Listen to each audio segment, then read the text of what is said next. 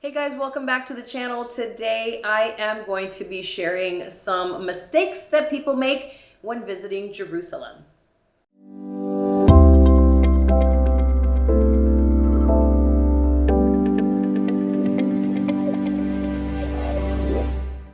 Okay, so the first mistake is that Jerusalem is not the type of place where you can see everything in one day. You can see a lot in one day, but you can't see everything in one day because they're kind of far apart. So you need to have at least a couple days there. If you can schedule more, then definitely more, but you are not going to see everything in a day. So if you only have a day there, make sure that you plan out and do some research on what some of the things that you definitely want to see or do, so that you can knock those out, because you won't be able to see everything if you're just going for one day. The next one is that even if you're not religious, you do need to keep some religious things in mind, especially Sabbath, which is starts Friday at sundown and it goes all the way till sundown on Saturday, which means that a lot of places are going to be closed. A lot of the Jewish run places are going to be closed. So you are going to have to lean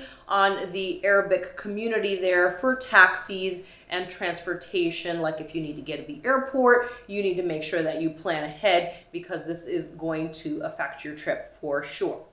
The next thing is a lot of people get a little bit uncomfortable when they see a very strong military presence. And not just a military presence, but you see them with like automatic weapons, and people start to think, oh, maybe I shouldn't be going, or, it's going to be uncomfortable. I mean, there's always going to be different things in that region. So just keep in mind, it's really a safe place, and they do a great job of making you feel comfortable and making you feel safe when you're there. So do not be alarmed if you see that. The next thing is, do not try to just wander the streets of the old city of Jerusalem, because A, you're gonna get lost. B, you're gonna miss out on all kinds of information. Now, you're gonna want a guide, and definitely book that ahead of time.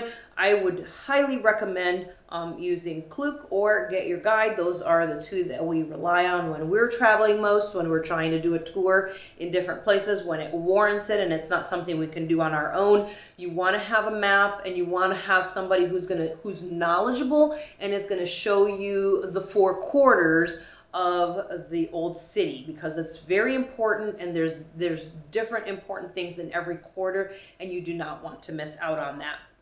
And then just in line with that is, if you're getting a tour guide, don't think that you can just go to the city and just grab one. There's going to be people standing at the gates there as you enter.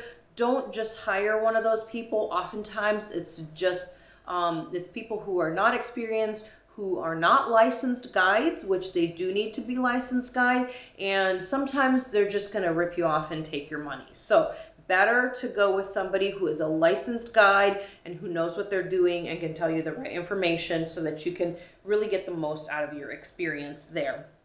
The next one is dressing inappropriately, and for men and women. It is a religious city for several religions, so it is very important that you are conservative. And in the summer, it's hot and you're going to be tempted to wear shorts. Do not give in to that temptation. Even guys, you should be wearing pants, you should be wearing shirts with sleeves, and at some places be prepared to cover your head as well, men and women. So keep those things in mind as you're packing your bags. Those could be a mistake if you do not bring pants. If you're going in the summer, you're like, I'll just need shorts. Get some pants for sure, at least one pair that you could wear for this day when you're going to be at these places. Public display of affection in line with that is really frowned upon, especially in religious areas. So just keep that in mind when you're out in public. Like I said, it's the center for several strong religions, and you don't really want to visit a place and go somewhere and just be offensive with the way that you behave. So definitely just kind of keep that in mind. It's good to know just when you're traveling anywhere. And then the last mistake is thinking that you know anything about the political climate and the political issues in the area, even if you have your own opinion.